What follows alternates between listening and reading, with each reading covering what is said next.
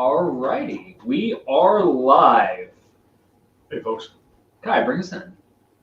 Imagine yourself under a starry sky around the warm glow of the sacred fire. As your hosts, Sarenth Odinson, Jim, wait a minute, this is the wrong podcast.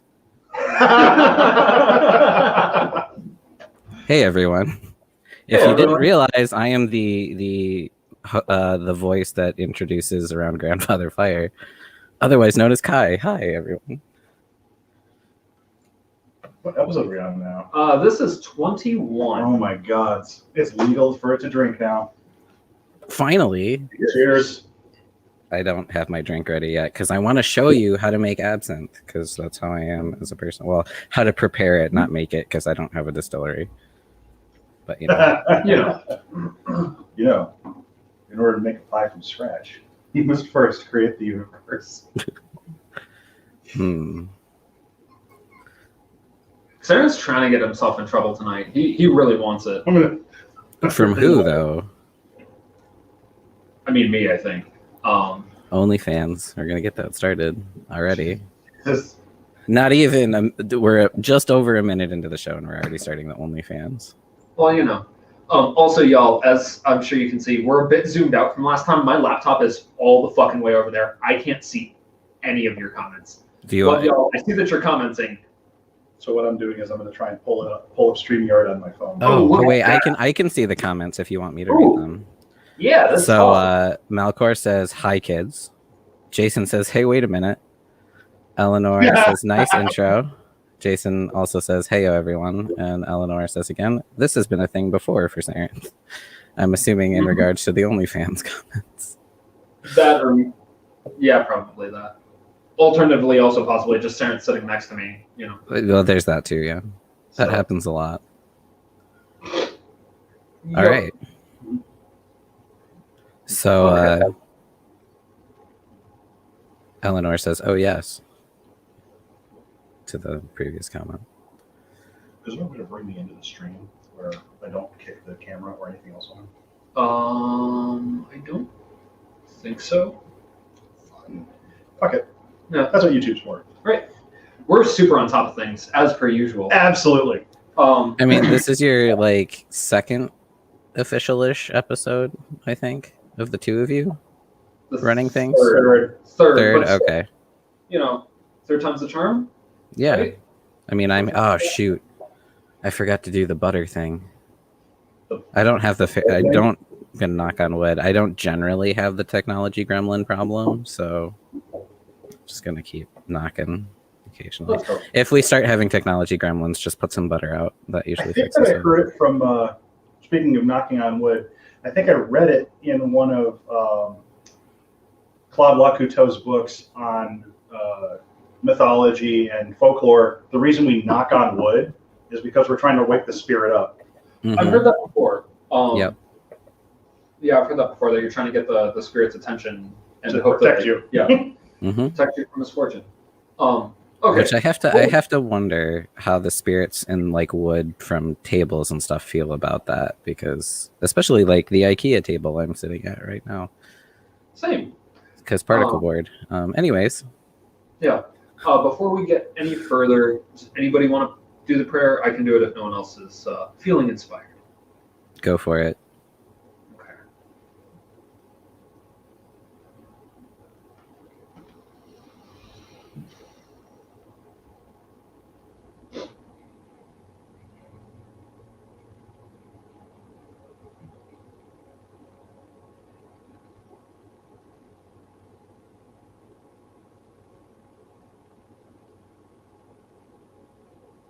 Hail, unbearable, she whose name is bitter sorrow, who has known the most bitter sorrow.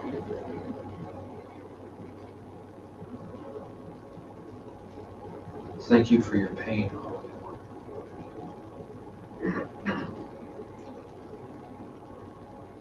Thank you for your loss that drives the cycle, unwilling as it is.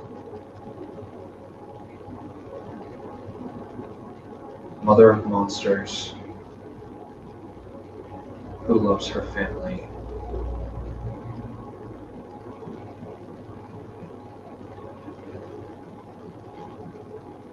Help us to share in Frith this night. Remind us to bring our families close and care for them.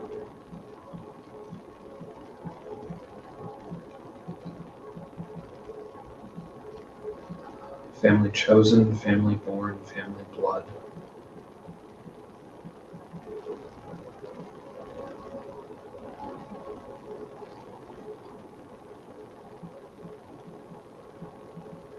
Monstrous of appearance, but true of heart.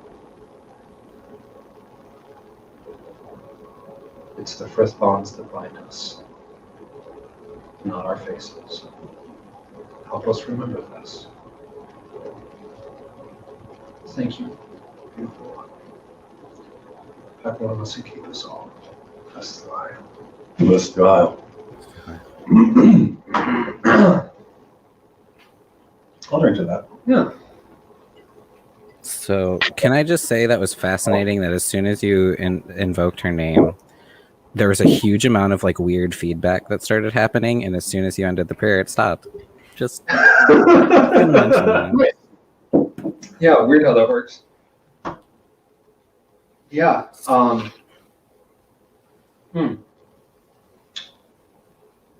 So, word to the wise. If you ask the alcohol spirits to help an alcoholic drink inspire, the trance state might not just go away if you shake your head. Really? Turns out. Neat.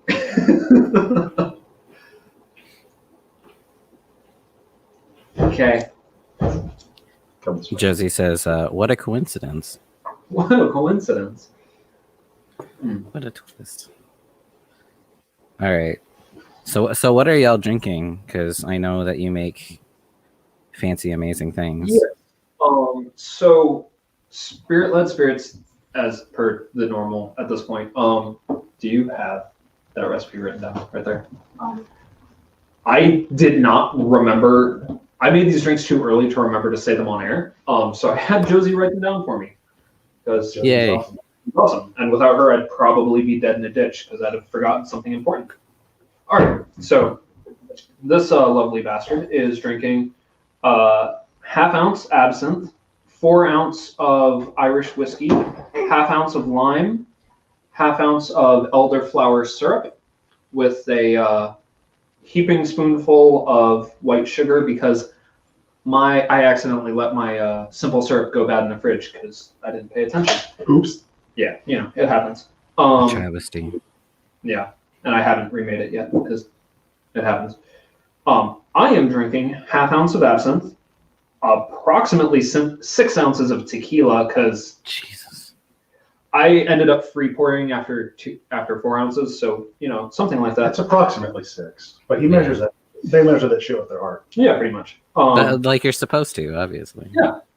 1 large spoonful of sugar and half-ounce of lime juice. We're calling it the Mary Poppins then, just because you said a spoonful of sugar. I forgot. Also a half-ounce of Grand Marnier in this yours? one. Yeah. In this Well one. then, those are going to be fancy. Yeah. And me, have you tried them yet? Yes. Are they delicious and amazing? They are. Although the absinthe is a bit stronger than I would like, I would not use more than a 1/4 ounce next time, probably. Yeah. Absinthe is really strong. If I was looking up because this is what I'm drinking tonight. Oh, hey, it just popped up. That's nice.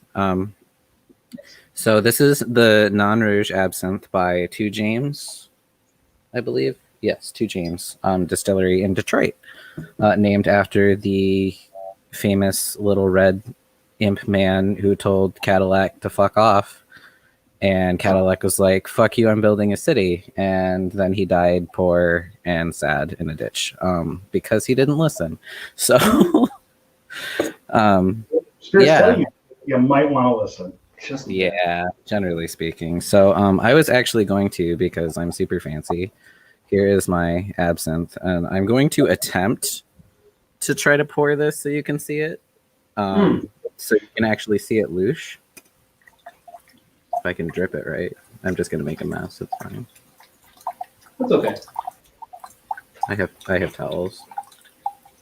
So if you can see how it's changing color. Huh. Yeah. I am pouring this way too fast, but that's okay.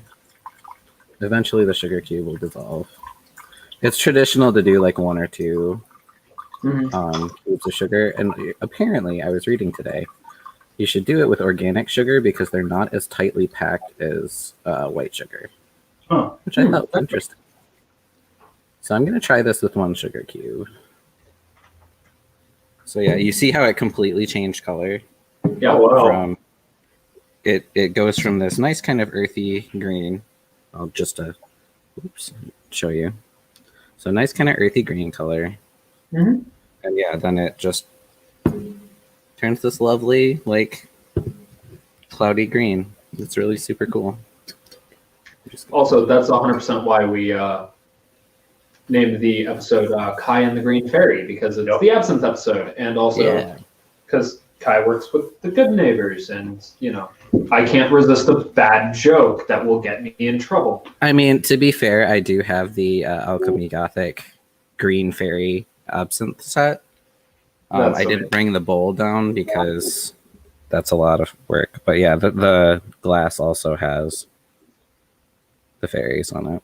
Nice. Funny enough, it was called that by Bohemian Victorian idiots, assholes, and because they don't know anything about fairies.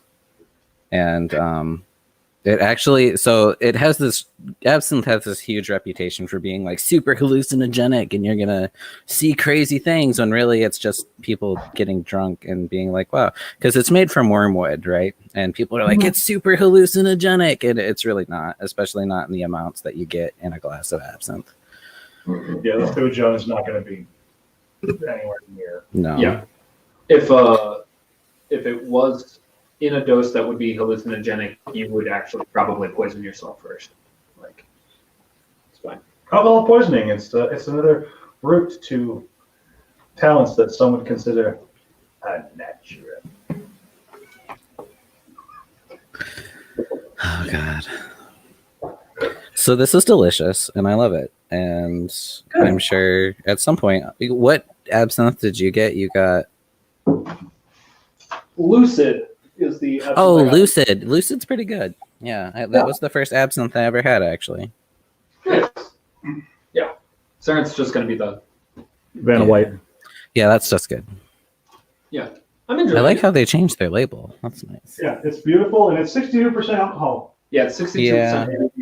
This one I think is only, on 60%. So Yeah. But it's good. This is my first time having it, so I'm very excited to finally get to try it. Nice. I'm glad it's good. Yeah, I was looking up the distillery because I was like, where is this in Detroit? And it's in my favorite part of Detroit, which is Corktown, aka like Irish Town. And it's literally across the street from pretty much my favorite building in the entire world, which is Michigan Central Station, which is the old train station that was in Detroit that Ford recently bought and is turning into a big like mobility innovation thing, which is super cool. That's really cool. That is really awesome. And it's nice to actually see the building getting used because it's been abandoned since the 80s. So it's nice to see them restoring everything and it actually have lights on and stuff. So No, that is really cool. yeah.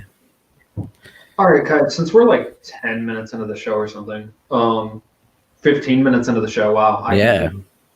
We're good at this. Why don't you tell us about yourself, since a lot of people aren't going to be as familiar with you? Hi, I'm Kai. I've been trying to think of what I'm going to describe my path as ever since Sarah so conveniently asked me that question on TikTok. Yeah, it's like, great, just start out with the hard ones. Cool. So I would describe my current path and where I'm at as I'm good at this.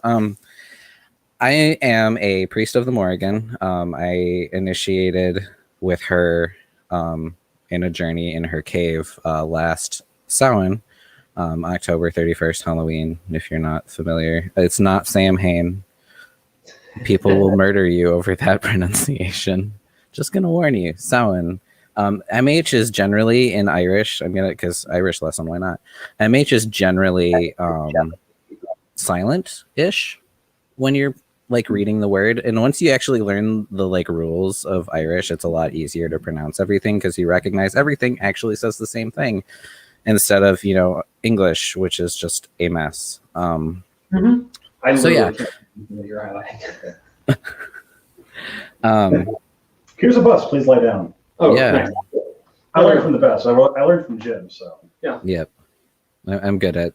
I'll try to dodge the wheels if I can, but. So yeah, Priest of the Morrigan.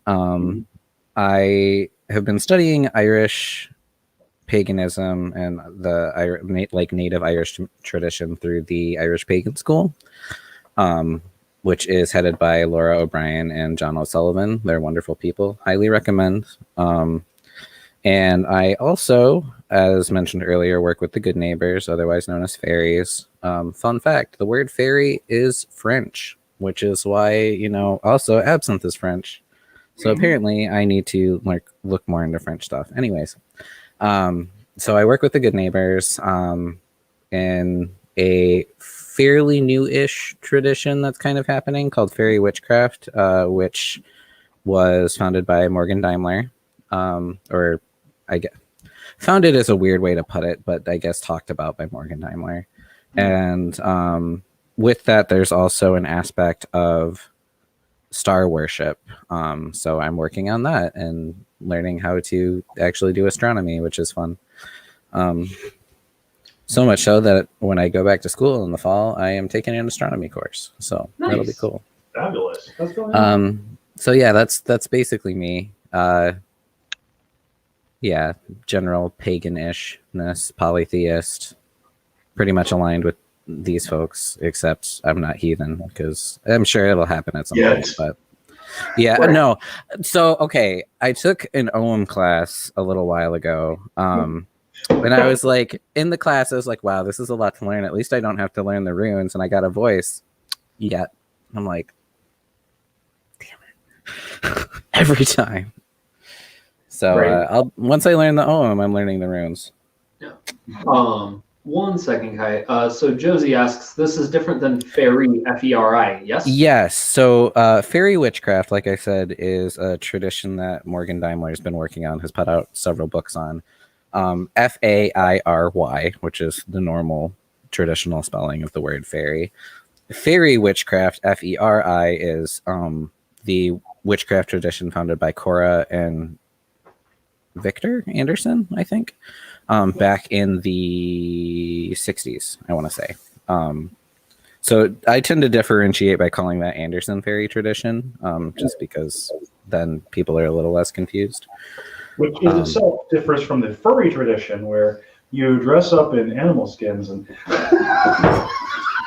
So when are y'all going to that furry convention? Just wondering. Well, it's a sacred pilgrimage to go to Anthracon. Wasn't there used to be a convention called like Kin North or something? You could do that. he's trying to murder me. He's trying to. Well, you promised you were going to vomit all over him earlier. I did. For calling himself Odinkin. I'm Odinkin. Why do I do this to myself? Why do I think it's a good idea? For some strange reason, you love us and think we're great people. So, you know. Oh, Kai. By the by, I also threw a person at you. I don't know if they've contacted you yet, but I told a person in a reading this weekend that hey, they should talk to you and Nicole. Cool. I haven't gotten anything yet, but and you know who you are if you're listening. And I know you listen, so. I appreciate that comment, Malcor. I see we are extra cursed this episode. Yes. It's because the other crowd's involved. I mean, yeah. It's generally, yeah. There we go. Yep. There you go. Yep. So, I see we're being extra cursed this episode. Yes. You invited him in. Now, your first mistake. Yeah, Emily says you invited him in, Malik. It's your first mistake. Yeah. Yeah. Oh, speaking of inviting things in, why don't you talk about fairy witchcraft a little bit more and how you got started with that? How did I get started with that? Mostly it was Locoman's fault. I mean, okay, so I'm like tangentially because of the Irish stuff. Like it. Plus, I've been honoring the good neighbors for a good 7 or so years, but hadn't really been tapped to do anything with them until after I left my former tradition, and I was then immediately mobbed by Irish gods, specifically the Morrigan, who was like, "Hey, I've been waiting for you. Let's get going." And I was like, "Oh, hi. I thought you hated me." Anyways, apparently not. Watching it happen in real time was delightful, by the by. So probably the best part about that was when I was leaving that tradition, I did several divinations, 12 to be in fact, because it was a very significant thing. Every single divination from every single spirit I talked to said the exact same thing. And I was like, all right, everybody says I should get out. All right, then. And yeah, obviously, then I immediately became a priest because that's what you do, I guess. It wasn't immediate. It was a few months later. But, I got the cool part was I had just started like looking at the Irish pagan school when this stuff happened. And I think about a month after I left, I took my first class there. And then I got a notification that they had this meeting the Morrigan intensive. And I was like, well, I probably won't be able to do this, but I'll apply and see what happens. And, there was a scholarship application that I applied for.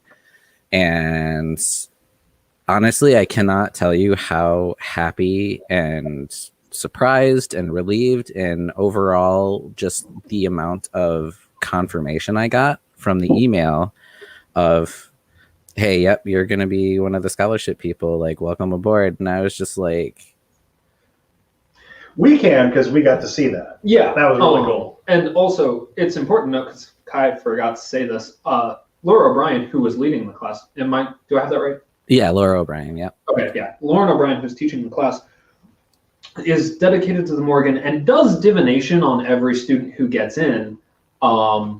So it's not just her saying yes. It was also the Morrigan specifically saying yes. So yeah. So that was a pretty significant, hey, I'm here and I still want you. And I was like, all right, let's get to work. So after that 6-month intensive, I dedicated myself as her priest formally, not formerly. And yeah, it's been a fun ride ever since then. So where's your hard need for absinthe? Right. Yep. Well, so I'll admit, because Malik left this at our house, I do have to supplement the absinthe. Oh, it's yours, yeah. What is that? The Siren's Fey Blood Mead. Yeah. Oh, if you want some of that, go for it. No, we have the bottle. There's like about a glass left. Oh. Yeah. Malik left it here. Uh-huh. Yeah, I left it. Yeah. So I thought maybe if I need a little more alcohol, I'll drink that. There you go. Because it's good stuff. The Morrigan likes it too. So good. Because I've got a bottle or two for her that's made similar to that. Nice. Yeah. Just throw my cards on the table. The Fey Blood mead I made is very simple. It's honey, water. I think it's Lalvin 3111116. Yeah. And elderflower. I think about 3 to 6 ounces of dried elderflower specifically. I get my stuff from Adventures in Homebrewing. Oh, cool. Okay. The last batch that I was able to brew 2 years ago now. So yeah. Mm-hmm. I very much enjoy it. It's very delicious. So, Oh, so I was talking about how I got involved with the Good Neighbors. Yeah. Yeah, so for a very long time there was just that kind of cursorily like, I'm just going to skirt on the edge of this, and then after this whole Morrigan thing happened, where a significant part of this intensive is I'm also doing it again this year as like a mentorship moderator role. A good part of this intensive is journeying specifically into the Otherworld, Ireland to be very specific. So, you know, you kind of catch the attention of people when you're traveling there a lot. No. And Lokowin had started working with them pretty heavily for the last couple of years. And so I was like, yeah, I'll hang out and help you out with this stuff. Like, what's the worst that could happen? So yeah, and then I got roped into, hey, you need to start working on this whole star worship thing because that needs to get back up and running. And I was like, okay. So that's what the Morrigan has tasked me with at this point is, hey, you got to figure out all of these important stars. And I start, honestly, it's so hard because of all the starseed stuff. And I'm just like, I have to try so hard. Yeah. Famous last words. Yep. It's the worst that could happen. Yeah. The only better famous last words are, it seemed like a good idea at the time. So this is true.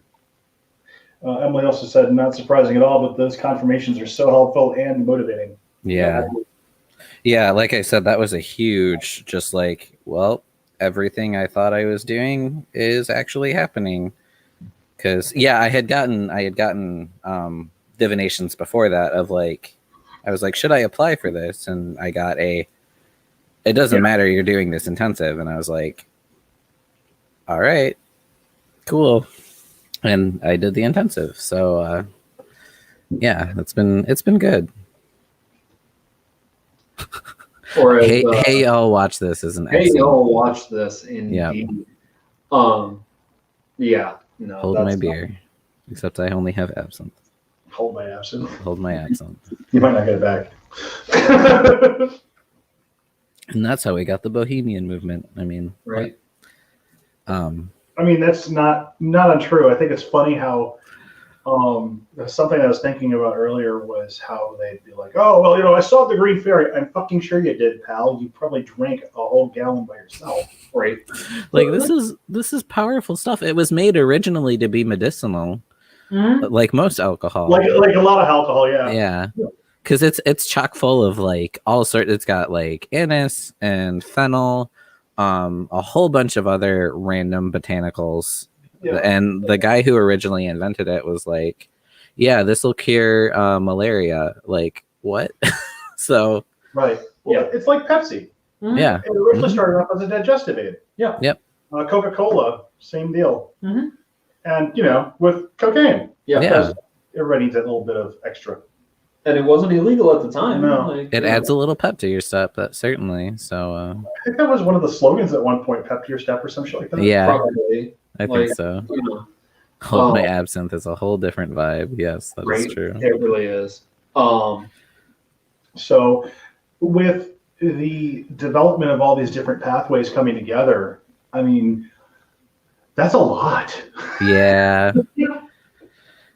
Well, and it's, I will say too, just the random little confirmations I noticed the ring on my finger, which is my mom got it for me.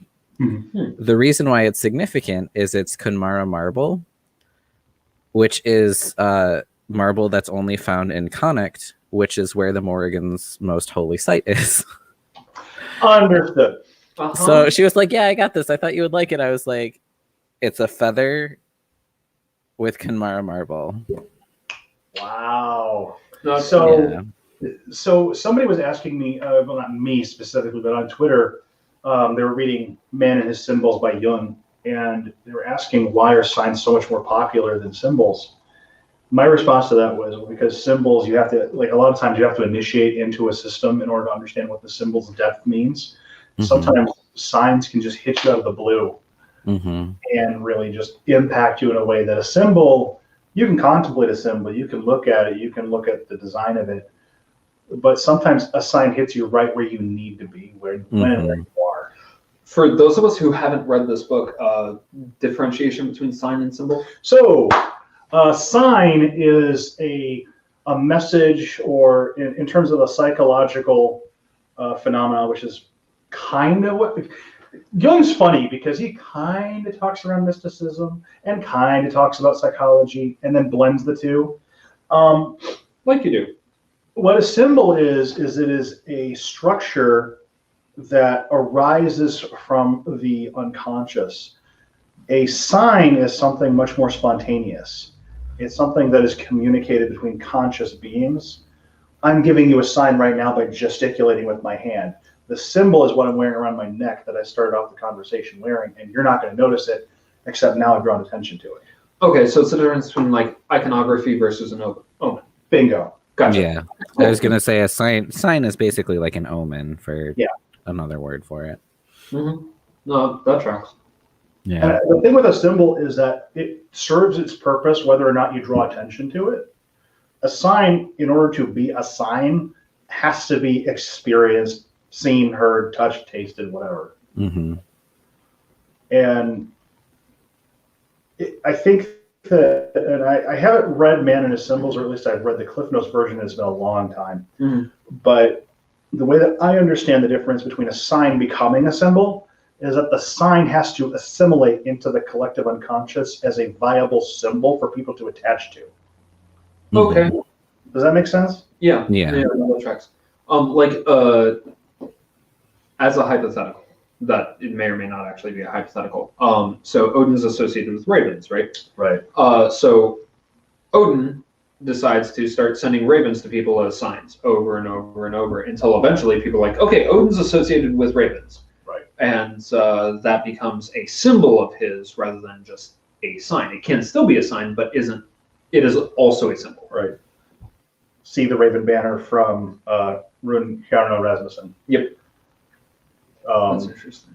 Yeah, because we transmute signs into symbols a lot of times because it strikes us in a way that the collective unconscious, and I'm using Jung's term here, is pinged, and it brings the symbol forth out of the collective unconscious.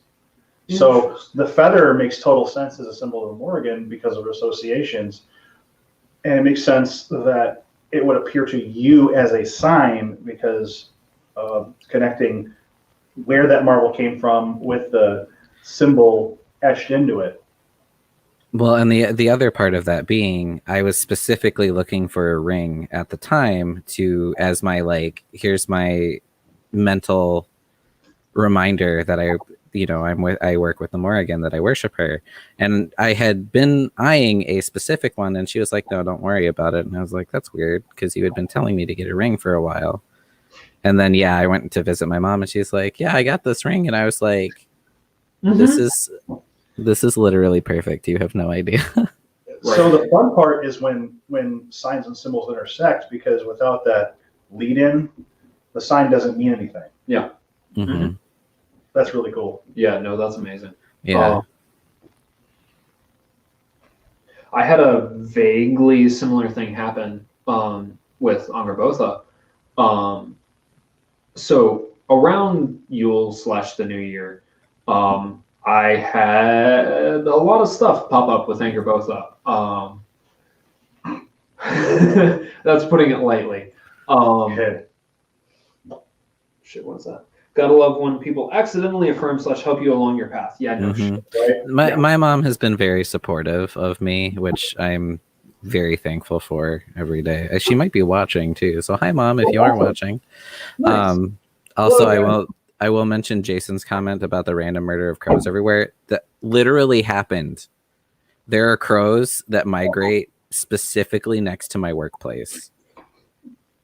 Nice. And they just show up every day at like 3:00, and it's hundreds of them. And also every time I walk into work and every time I get home, I usually hear a crow somewhere. And I'm just like watching. Yeah. Oh, hi, Mom. Speaking of her watching. Oh, hey. Aww. That's super awesome. Cute. Anyway, I was telling a story. Sorry, I gotta reset my brain like that sometimes. So around the new year, I had a bunch of stuff pop up with Angrboda. Potential god-spouse relationship. It's a whole thing that I don't want to super go into because it's a long story. But regardless, for Yule, a little while beforehand, Sarenth had gotten me this little pendant that's a wolf. And like, I mean, obviously I do a lot of wolf stuff like pack magic. It makes sense, right? And I was like, you're important, but I don't know what you're for. As you'll figure it out. Yeah, okay. Yeah, that makes sense. Cool. So do you go here? No. Do you go here? No. Do you go here? No. Okay. I don't know what you're for. You'll figure it out. Okay, sure. And then round about February, early February, divination with Sarenth, and it's you need to start wearing something for Angrboda. Fuck me. Okay, yeah, no, I've got that wolf pendant. That makes sense. Speaking of which. I was gonna say, not gonna make any comment on that. That's what I'm for. Oh god. Yeah. So, whose foster son are you? Right. So,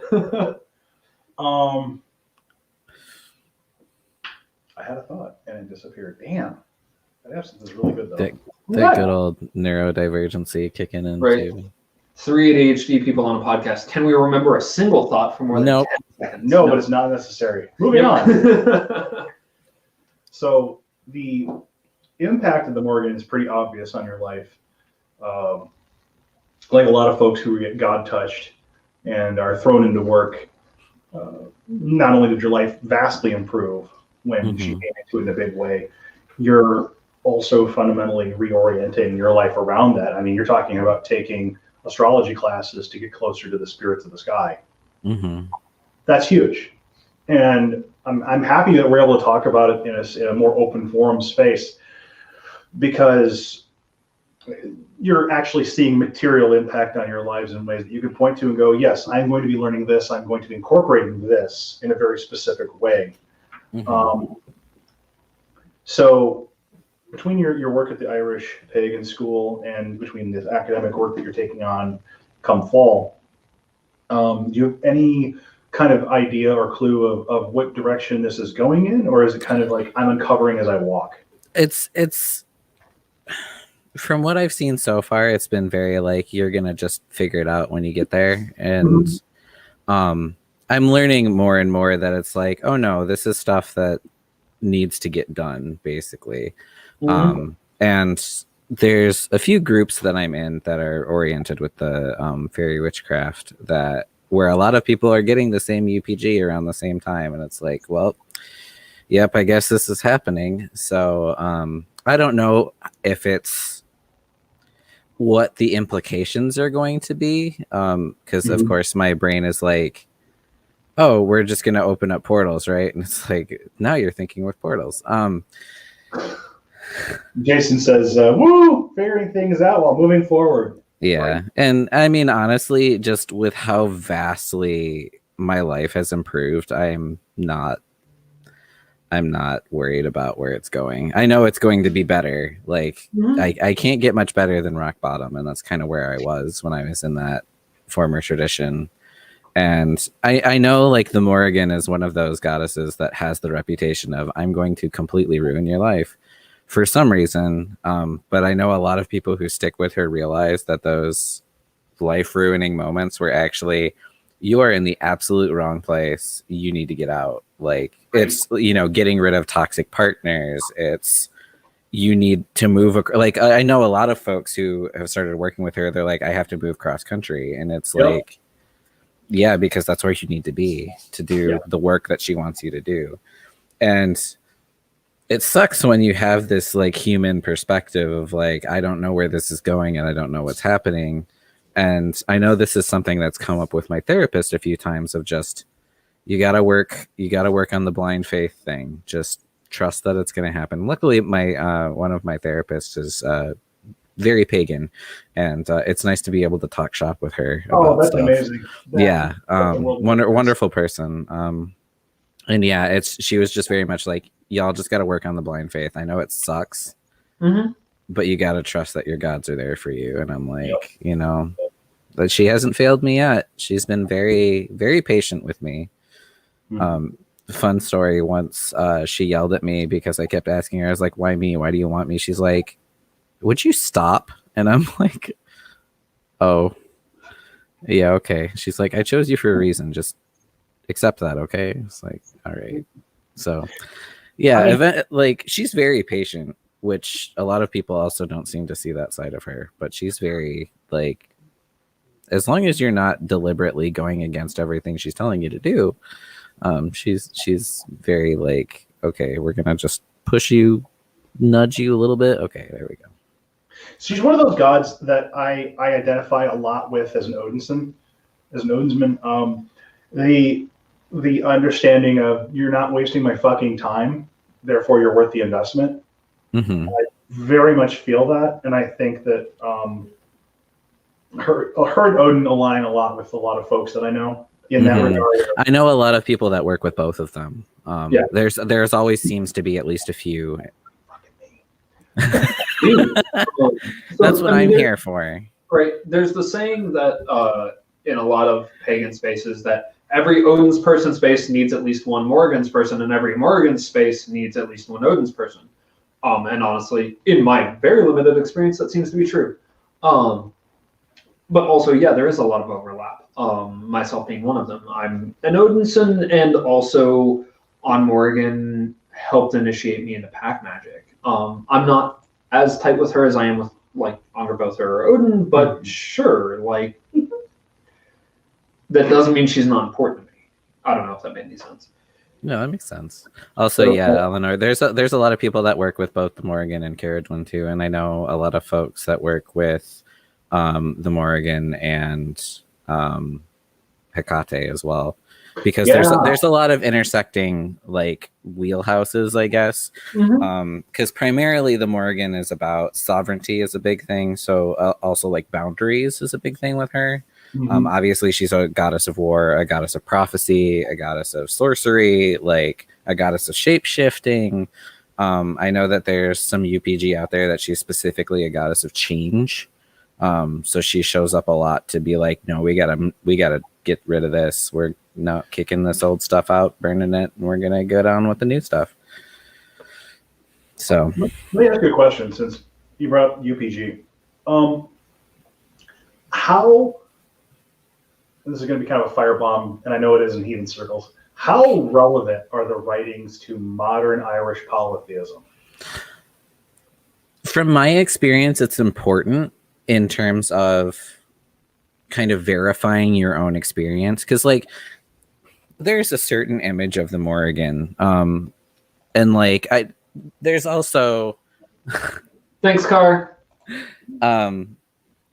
So the thing with the Morrigan, I know there's like a huge misconception that she's a sex goddess, which is not true. It's not in the writing. I don't even I can't remember where it came from, but people started equating her with, because she has sex once. Want to be taught by a hot biker chick. Yeah. Fuck no. But so like the thing is with the lore and with the writings, like that's what we have surviving of what the ancient Irish, which keep in mind, this was written down not to disparage them, but like, getting ahead of myself. So the lore that we have was written down in the Middle Ages by Christian monks. Before that, it was an oral tradition.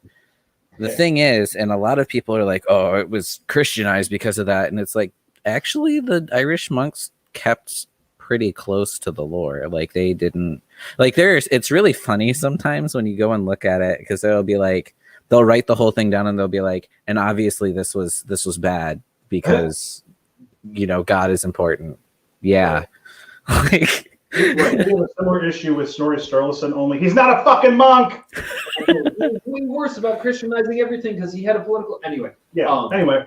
But that's actually, if I might interject for just a moment, I apologize. Too late. No, you're good. So that's one of the really interesting things about Irish monks in particular is Irish historians often say that while the rest of Europe was undergoing the Dark Ages, Ireland was almost in its heyday. Like Ireland was incredibly wealthy compared to the rest of the country, was incredibly illiterate compared to the rest of Europe, was going through a renaissance of art, of literature. The Irish monks were recording a bunch of old pagan myths, and they were actually surprisingly accurate to, as far as we can tell, to the oral tradition that came before. I mean, they did some editorializing because they had to, but they were surprisingly accurate to it, which is very different than a lot of the other folklore we have in like continental traditions, in the Norse tradition. Like, the editorializing is a lot less significant and a lot less obvious. It's postscript. Yeah, it's not in the material. Well, and like, I'm trying to remember. I want to say it's in the Tanbo Kulnya, the cattle raid of Cooley. At the beginning, depending on the translation or depending on the recension, they'll mention that, you know, this was happening around the same time as Jesus was alive. And it's like, we don't know that for sure. That might have just been thrown in for context, kind of a thing. Like, there's a lot of things, especially in the Irish lore, that were basically, here's context for outsiders. So, like, one of the first references to the Morrigan in what we've got is a glossary that compares her to a Lamia.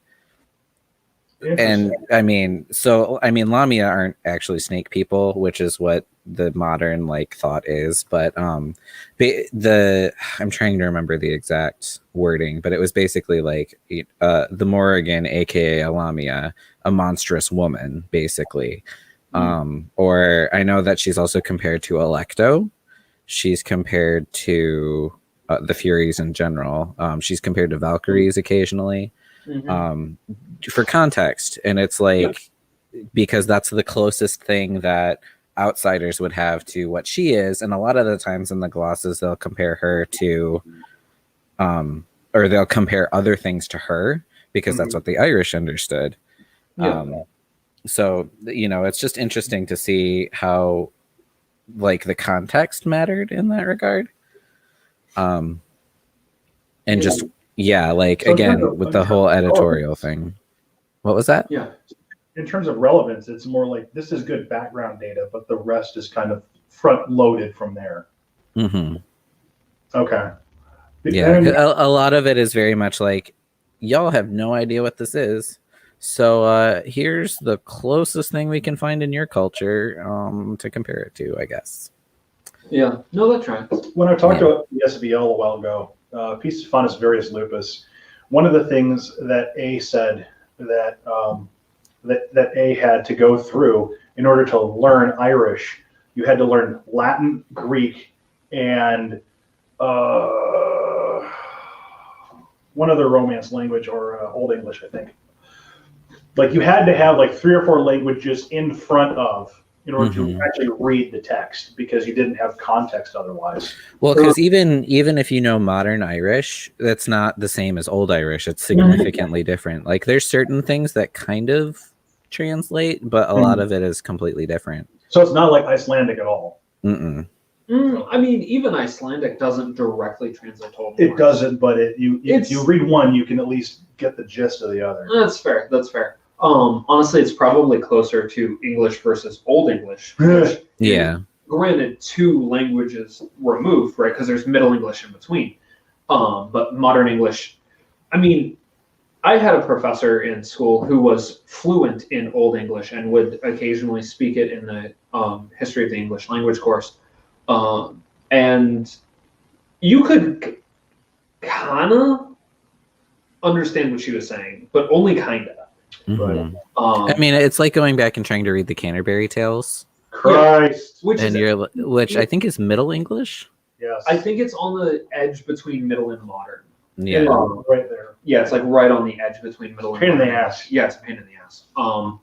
And even that's Middle English, which is closer to Modern English than even Old English is, which is actually closer to Modern German. But even then, it's it's a whole. Yeah, it's hard. So, long story short, the way that Irish pagans in the modern age interact with texts is background work, something to bounce your UPG off of. Yeah, because like obviously, if you have a goddess come to you and she's like, I don't know, got flowers in her hair, and she's like, clearly the Morrigan. Yeah, absolutely. Like that totally tracks with the lore, where she's pouring blood and fire out from her hands and is a shrieking hag, leaping from shield to shield and spear point to spear point. Like absolutely, yeah, that flowers in her hair. Yep. Mm-hmm. So if I hear go down to San Francisco, that's definitely her. Understood. Oh, I mean, if that's where you need to be. But what was that? Okay. I said if that's where you need to be, I mean, I would get divination first, because yeah. What was that? Discernment. I read Old English and feel like I should be able to understand it, but it's like trying to read a book in a dream, and I get that. Mm-hmm. I think that's true of a lot of lore. Oops, what did I click on? Love the Mohawk. I liked reading the Canterbury Tales. Takes a bit to shift your mind to the speech, but doable for dirty stories. Yeah, no, that tracks. Mm-hmm. Funny enough, I think it's in the Canterbury Tales that we have the first instance of the word thick being used to describe a woman. Yeah. That woman should be thick. Yes. I need to get that as a pin. There are people who sell that on Etsy, and I need it. Oh my god. Yeah, no, that's amazing. Good. That's pretty fucking good. So good. All I had was the random aside that people mistake that Shakespeare is high literature when it's basically all dick jokes. It's terrible ripping apart of fairy lore. Well, I mean, yes. Because, this is actually, I'm segueing. Yeah. No, do your thing. This is actually a good point to start bringing in the fairy lore, because unfortunately Shakespeare's had an outsized impact compared to what he actually knew. Mm-hmm. And so I was hoping you could talk a bit, because you mentioned fairy witchcraft in the beginning, but you didn't go into it too much. I was hoping you'd dig into fairy witchcraft and what that actually is. F-A-I-R-Y for folks who are just listening in the background. So I'm trying to remember the way that they describe it, but a good person to check out on this, on their blog, Living Liminally, Morgan Daimler. They also have I think 7 books out on. Oh my god! Sorry. The Odin comment. Elf Skinner says Odin has 2 eyes. Quite young, cautious and timid, and uses hummingbirds and cats instead of ravens and wolves. Obviously, yeah. Sorry, no, you're good. You're good. So yeah, a good person to check out on the fairy witchcraft stuff, Fairy, is Morgan Daimler. They've written 7 or so books on the subject, and it's basically a blending of old fairy lore, traditional folklore about fairies, and modern witchcraft practice. And trying to blend in neo-paganishness with it too. Basically a modern form of working with them. Is it uniquely American, or is it taking inspiration from places like Minsk or that kind of thing, or is it? I know specifically with them, with Morgan Daimler, they work with the Aes, which are the Irish fairies. Okay. I think I mentioned before, fairy is a French word, and it was imported into England, so it's not actually the word that the Irish used for the good neighbors. It's things like the Dina Matha, which are the good gentry, the noble gentry, something like that. The good people, that's what it is. And the Aes are the people of the hills. She can be both fairy. It's usually translated as either fairy or fairy mound. So, because that's not confusing. She with an S-I fada, which is the accent mark. S-I fada is the word for she, as in her, like she, her pronouns. So that also gets confusing. Nice. Yeah. So yeah, that's the thing with the word fairy, is it's not actually the word that the Irish use for fairies. And there's actually been, funny enough, some UPG of yeah, they don't actually like that word, so try not to use it when you can. Things like the good neighbors, the other crowd, the gentry, those are all good English terms to use. Yeah, their practice is mainly based with the Aishi. That's who they're initiated with. And there's also developing I don't know how to describe it. Basically, there's a concept of the Liminal Gods, which are basically the gods of the other world / I don't know how to describe it exactly, but basically they're bigger than fairies, which, for lack of a better, it's so hard to describe this stuff in English, or in any language really. But basically, the Liminal Gods are the gods that the other crowd worships, if that, for lack of a better way to describe it, because the other crowd is very much like gods to us in a sense. They have godlike power. Sometimes they're referred to as ungods, which I think is great. So they have near godlike power. So for other beings to be more powerful than them is pretty significant. So that's something that's been kind of poking its head through a little bit of there's these gods that we don't really even conceptualize very well, that I know probably one of the ones that Morrigan specifically talks about are the fairy queens, as they call them, that are associated with the Pleiades, and how the movement of the Pleiades actually aligns with significant festivals a lot of the time. So like the Wheel of the Year, for like a fun fact. Also, most of the Wheel of the Year is Irish. The word, so like we just had Lunasa, right? Or Lunasa, which is the at this point in modern Irish, the word for August, the month. Yeah, so Lunasa, same thing. Samhain is November. So a lot of the words that we have for especially the cross-quarter days are actually Irish words. And I know Yule, I think, is Norse. And then Mabon is made up in the 60s. But Kai, isn't there... Shut your fucking mouth. Don't finish that sentence. But I didn't even get it. Don't. Mabon was invented by the 60s. Also, the Robert Graves Celtic tree calendar is complete bullshit. But is it useful? No. It is a complete bastardization of the Ogham and what it actually means. Fun. Yeah. So... just super fast to interject. That was my first understanding of the Ogham. Just because the thing is bullshit does not mean that the gods will not use it to deliver a message. Fair. I mean, like, as a comparison too with that, like, Loki will absolutely use Marvel Loki to get people. Oh, absolutely. Absolutely. Like, that's a thing. Odin will absolutely use Mr. Wednesday from American Gods. Like, 1,000. The gods will use whatever they need to get people's attention. That being said, learn better, do better. Yeah. This is why we wanted you on. Exactly. Because I agree with you. No. I mean, like, you're genuinely setting the record straight, because so many people don't know that Graves's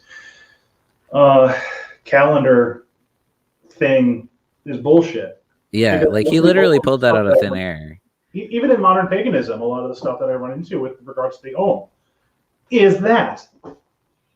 I get very confused when people refer to the Ogham by the, like, tree that they designate, because they're not necessarily associated. Like, oh, geez, sorry, there's an alarm.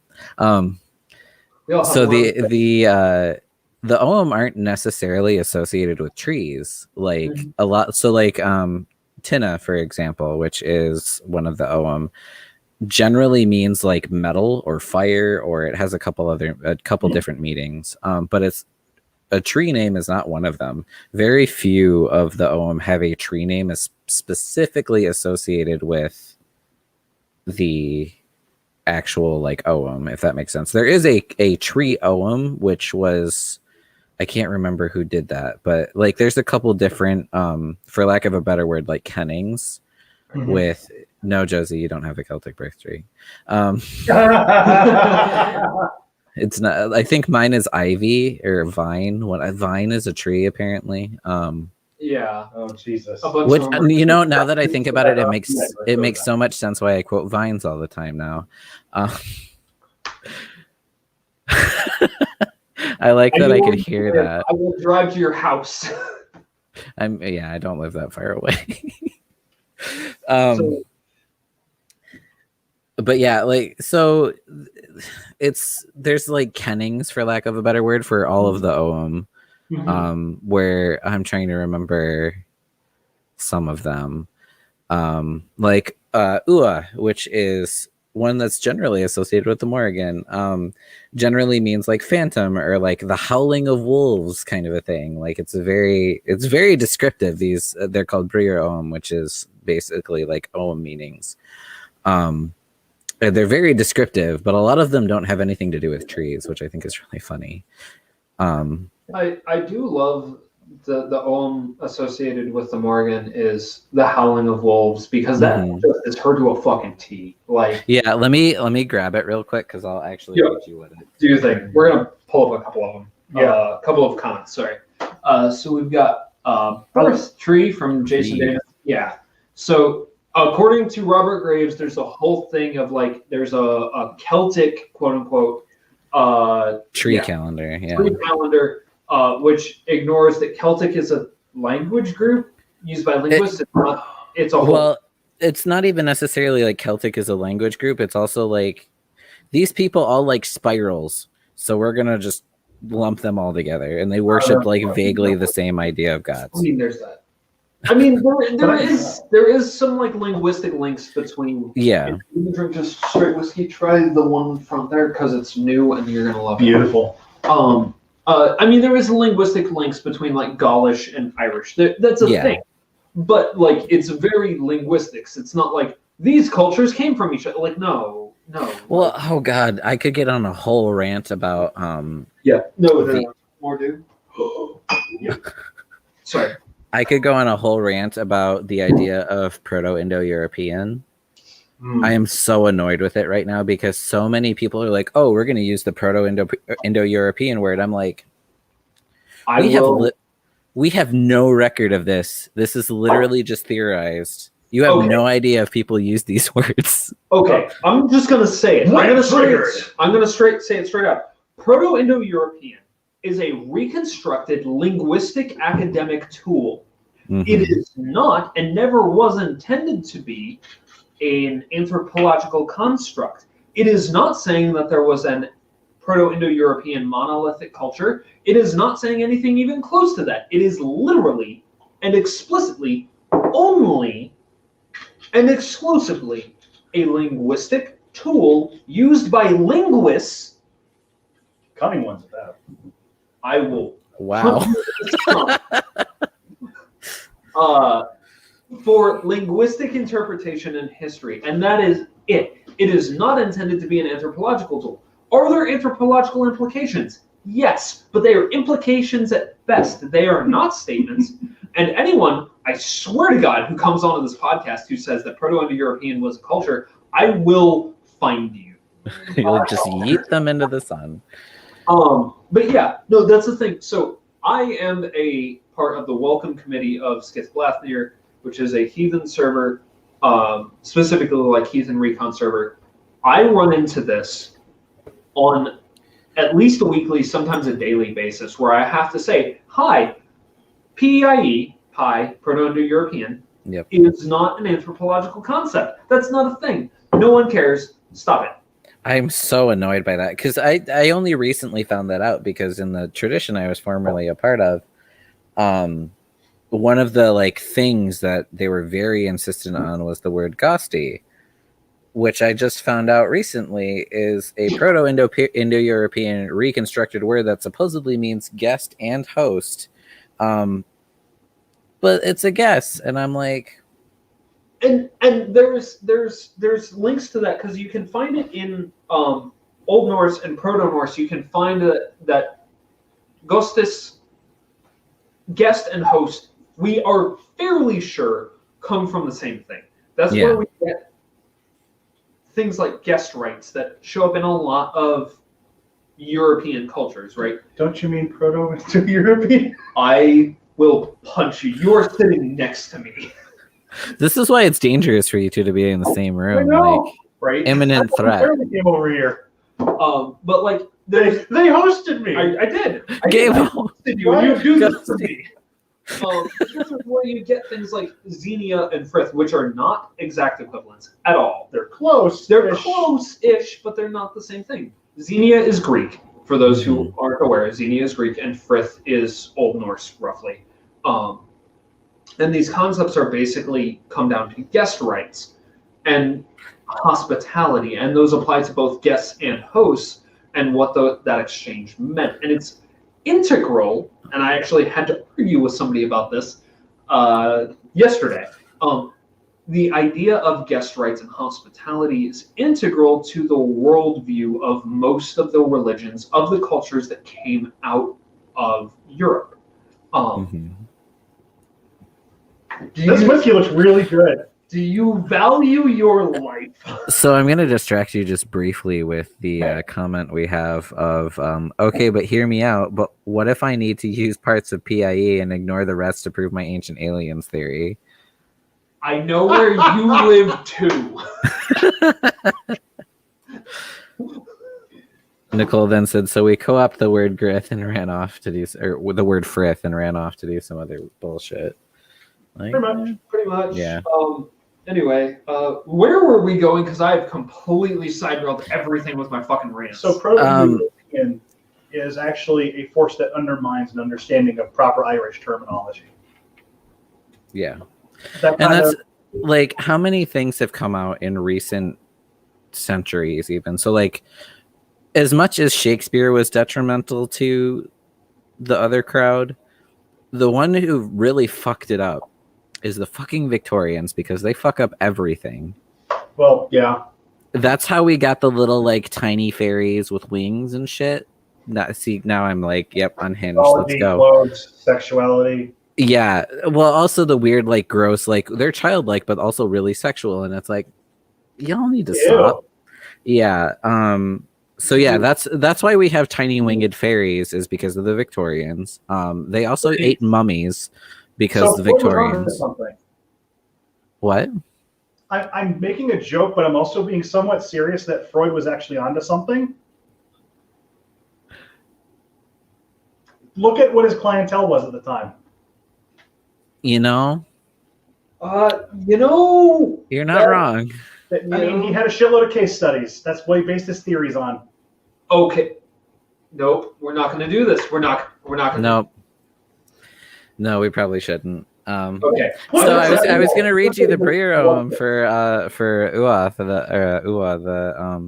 This is my fancy book that I use to write down all the different like meanings and stuff for Ohm. So for people who are interested, can you give us a recommendation for a book that will actually teach us about the Ohm and isn't Robert fucking Graves?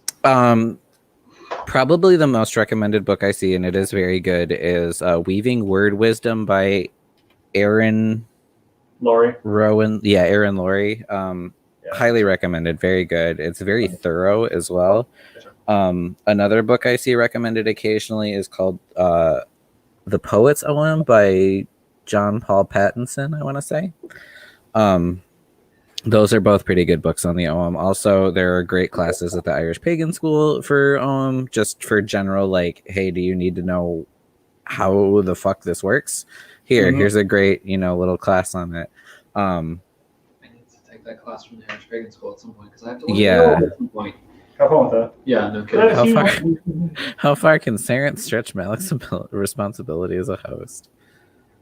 He will find out. That's it. I absolutely love this man, and he is welcome to spend the night here anytime he needs to. I might throttle him in his sleep, but we'll see how it goes. You have pillows, right? Like just shh. It's fine. Just shh. He's sleeping now. He's sleeping. Anyway, yeah. At some point, I do have to learn the OM. At some point, I will get involved with. I'm looking around because I wanted to show you too something that was recommended in Laura's class on the OM. If you can't get staves or whatever, you can buy blank playing cards. So this is what I use to do my OM divinations. Is I just wrote them down with the name in English, and I just draw a couple cards every day, and it's actually been really helpful to start learning the OM, and it's a really good way to just get into it really fast, so you don't feel like you have to carve a whole bunch of crap and hurt yourself somehow, because I know a lot of the people who watch this are clumsy. Just we're just gonna get a Dremel and oh god, there goes my hand. Right. So that's a great way to get started with it, basically making OM flashcards, and then as you get what was that? I said folks are gifted and talented, and offerings of blood are always good for every divination system. I guess. What the fuck? Is anyone else having a severe deja vu moment? No. What the fuck? Who wants to talk to me? I will talk to you later. Okay, thanks. Broadcast. Yep. Oh boy. Is that like Chromecast but with gods? Kind of, yeah. Okay. A lot more good at interrupting your Bluetooth though. Right. Fuck. What was I gonna say? You knocked the thought out of my head, asshole. You're welcome. Something about flashcards. No, okay. So one, I have to learn the OM at some point because Carnanos asked me to, and I always say his name wrong because I realize it's closer to Carnanos or Carnunos, but I speak with an American accent. Also, he's a Gaulish deity, and that's a reconstructed language, and I'm going to ride that for all it's worth. Carnunos? Get out. Anyway, oh no brain. Yeah. Sorry, my brain was just like, oh, carne and unos. Like, no. Oh god, it burns. I'm so sorry. You deserve it. You deserve every moment. Oh no. I'm good. Okay. Don't do that. That's gonna make it worse. Yep. Yes, Josie, I am calling you. I'm also calling myself out because my hand would go numb and I would immediately slice my hand open. So Nice. That's how it goes, right? That's normal. Yeah. Fun fact, just an aside, because Josie and I share this. We both have Ehlers-Danlos syndrome. So I'll show you the fun finger bendies thing I can do. Our collagen doesn't work, so our bodies just don't do what they're supposed to do. Anyways, fun aside. Fun. Is this normal? No. If you have to ask, it's not normal. Right. But so at some point in the new year, in 2022, and I am drawing that hardline boundary, I'm going to have to do stuff with the continental fae. Right, we've talked about how fairy is a French word. So we've also talked about how Celtic is a language group. So there were Celtic groups, particularly the Gaulish, the Belgic, a bunch of others, on the continent of Europe who did migrate to Sarenth. I don't know what you're thinking, but I will end you. It's okay. You should read the comment that we just got from Elskinner. Cornunos, the Colonel won the It's funny because he's associated with wealth, which at the time was in fact grain, at least in part, but also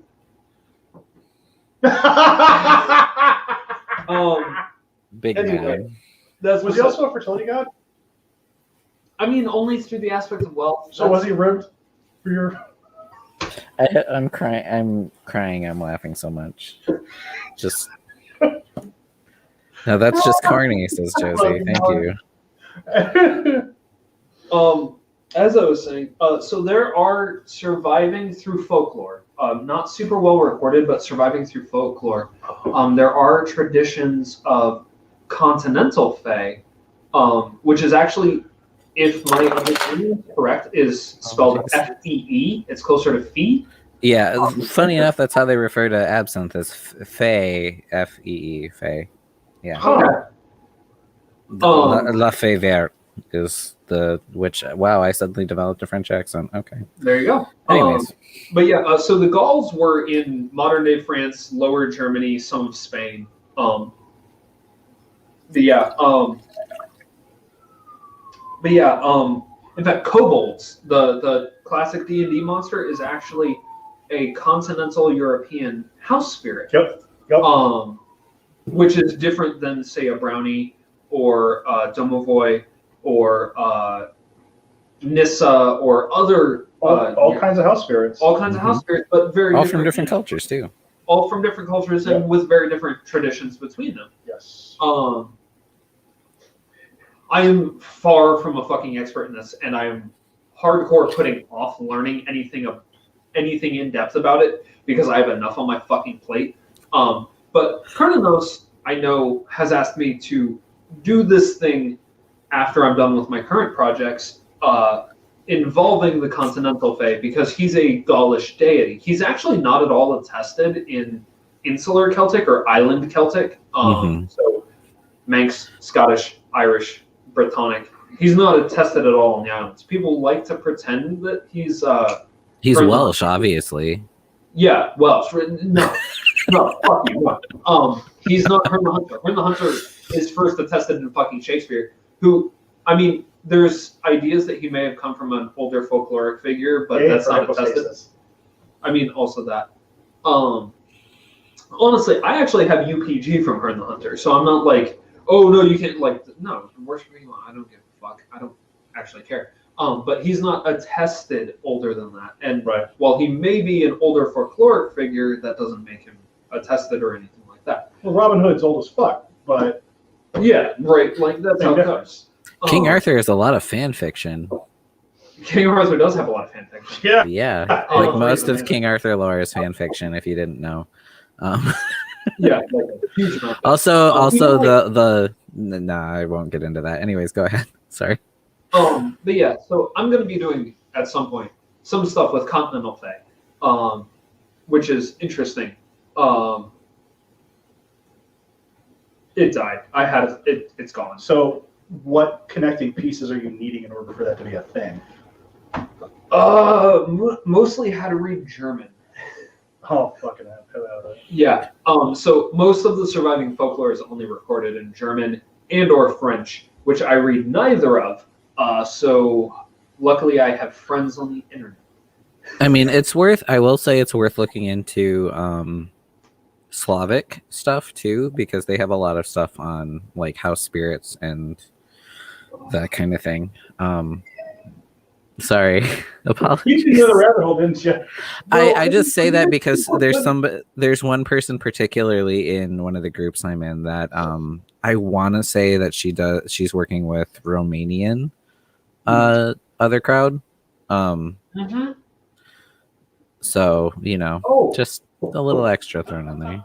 This brings up a really good point though, in that the other crowd, or the fae, or the gentry, or insert name here, have different entire ways of being local and relevant to cultures. To provide an example, there are little people, what are called the little people here in North America, that are native spirits to this place that seem, at least on my first blush, to occupy a very similar area to a lot of the fae.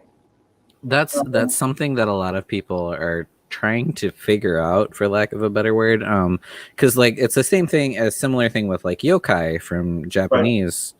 They have really similar attitudes and descriptions and etiquette, for lack of a better word, in Japan, here in the US, or in North America.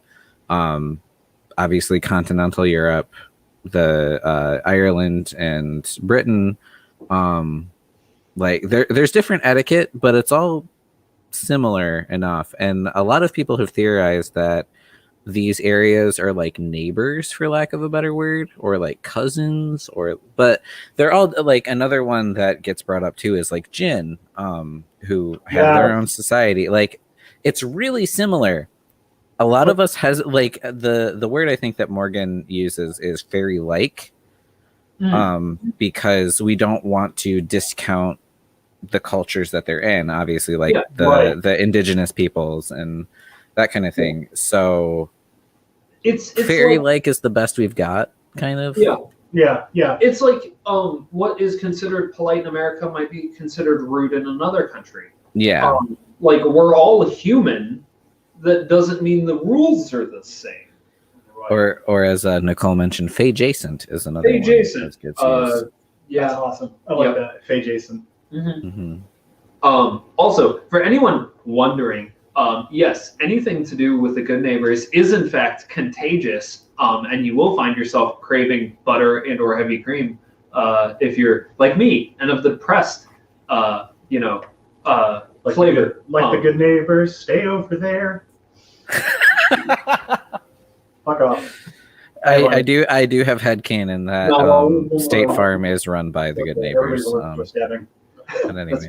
But yeah, no, literally when I started hanging out with Kai, that's at all more, when I was in like particularly bad depressive episodes where like it's hard to feed myself. Sorry, I should have said trigger warning.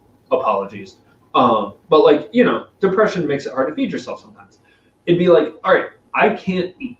What can I do? Hey, butter sounds appetizing for the first time in my life. What the shit? Okay, we're just going to do this. I mean, I'll also point out, at least scientifically, it is incredibly high in calories. It is. And that's the thing. But also there's the thing of like, I don't believe in coincidences anymore because I just don't. Yeah. I also want to put out, this has been a very Fae and very Irish heavy episode. If you don't want to work with the Fae, that's totally cool.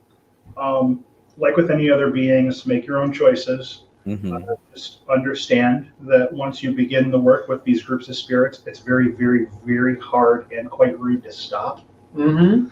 I will say there are ways that you can negotiate, but again, it's for lack of a better equivalent, the Fae get compared to the Mafia a lot, and they're not wrong. No.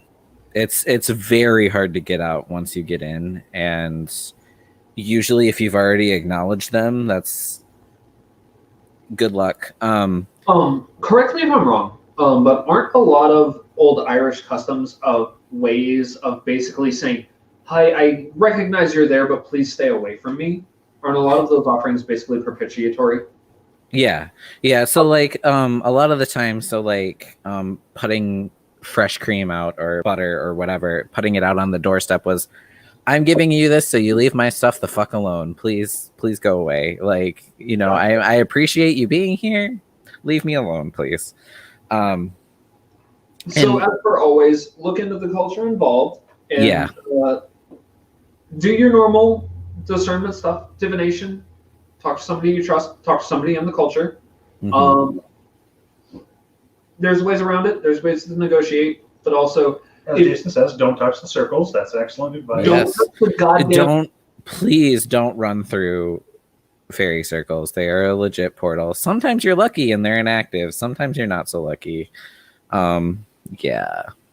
So there are just as the thing, I'm gonna mention there are modern people in Ireland who are just like, oh yeah, they just disappeared one day. Right. They're just like, yeah, it just happened. Like they know this stuff happens. This is totally what happens. So just be careful. Go ahead. Well, no, I'm just saying we're coming up to about an hour and a half on the air. Oh yeah. Be sure that you plug your pluggables. Where can people find you? So my blog is sanctuaryontheshore.wordpress.com. Excellent. easiest way to probably find all of my links is to just go to linktree/Verastock, VERASTOC. I think the first link on there is my blog, but it's also like my Twitch, my Instagram, all that good stuff. So I try to put everything in one spot. Okay, so Verastock's a really good way to get hold of you. Yeah, Verastock is my screen name pretty much everywhere except Instagram, where it's the best Verastock because some old lady in the Midwest stole my name before I could get it. Damn it. That sucks. But the best Verastock worked. It's fine. Yes. The person who I threw at Kai and Nicole, if you're listening, and I hope you are, because I told you to in the reading, pay attention. Find them. Also, you're on Discord, so I know you know how to get a hold of them. Anyway, I'm gonna call you out like 3 times at least during this podcast, so it's fine. That's how you know it's magical, right? Well, that's how you know it's magical, and that's how you know it's legit. Mm-hmm. So, I really want to thank everybody for joining us. Thank you so much, Kai, for coming on and sharing all your time and your knowledge and your experiences with us. And thank you, everybody, for putting up with my bullshit because I've been in a mood tonight. Indeed. Before we go, love you and plug your pluggables and everything else. Oh, me? Yes. Okay. You. So I am a co-host on Around Grandfather Fire. I am Sarant Odinson. You can find my work at sarant.wordpress.com. If you want to support my work as a spirit worker, as a heathen writer, I make prayers and all kinds of other things at my Patreon, which is patreon.com/SARENTHODINSSON. And I also go by the same handle, Sarant, on Instagram, Twitch, Twitter, and a host of other places. So if you need anything, Sarant at gmail.com, and I will get back to you as soon as I can. Now, plug your shit. Yep. So you can find me at Maleck, MALECK.home.blog. I realize it's been several episodes since we've actually plugged our shit, so here you go. Mostly I write about, especially since Sarah sends me fucking topics and nobody else does. Me giving myself more work because I'm an idiot. Mostly I write about pack magic, which is a esoteric mystery tradition that me and a couple of others are working on. Plug your Patreon. Yeah, you can also find me at patreon.com.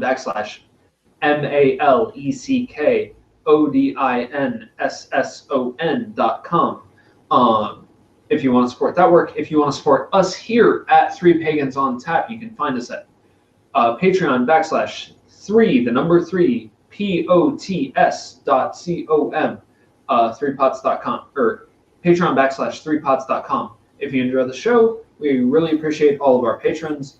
We currently have monthly Q&A and the option for certain tiers, pints and above, I believe, to give us discussion topics and drink suggestions. So if you want to do that, get a hold of us and then hit us up in the message every month. Please. Please. Because it'll help to direct our random ramblings. As a reminder to our old-time listeners, we are no longer doing a bi-weekly format. We are purely on a monthly format. So you have an entire month to get in your next query. Yep. You can also find me on at Maleck on TikTok, and I'm generally either at Maleck or at Spookwolf, or some variation thereof on Discord. You can also find me at Maleck Odinson on gmail.com. And that's, I believe, it from me. Josie asked, when's the next podcast? The next podcast is at the first Tuesday of next month, which is September, which is... Sarah will get up before I do, because he's faster than me. It is the 7th. And that'll be at the same time, same bat place, same bat channel at 7 p.m. Yep. Woo! Tuesday, August 7th at 7 September 7th. Eastern. September 7th at 7 p.m. That's God fucking 977. So, for those wondering, 7 is a holy number for me because of Kronos and a couple of other things. So 9 is also a holy number for Norse mythology. So 9/7's God damn it.